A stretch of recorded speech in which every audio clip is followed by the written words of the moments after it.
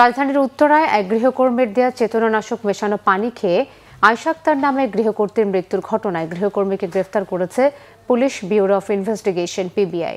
বৃহস্পতিবার গৃহকর্মী বিলকিসকে গাজীপুর থেকে গ্রেফতার করা হয়। রোববার সকালে পিবিআই ঢাকা মেট্রো উত্তর কার্যালয়ে সংবাদ সম্মেলনে এসব তথ্য জানানো হয়েছে।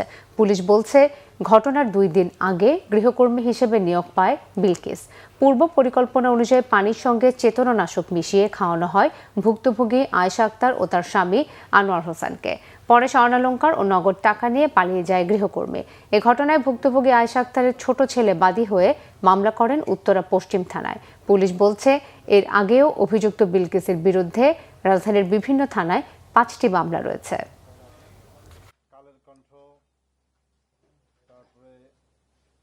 সে অপরাধ ঘটিয়ে বাসা চেঞ্জ করে ফেলে এবং বাসা চেঞ্জ করে ফেলায় তার নতুন বাসা কেউ জানে না। এরকম একটা পরিস্থিতি আমরা বাধ্য হয়ে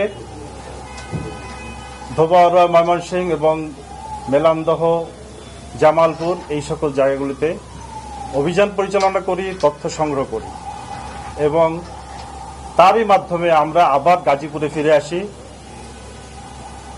মেলান্দহের তথ্যের ভিত্তিতে আমরা গাজীপুরে তার বাসা উদ্ঘাটন করতে সক্ষম হই।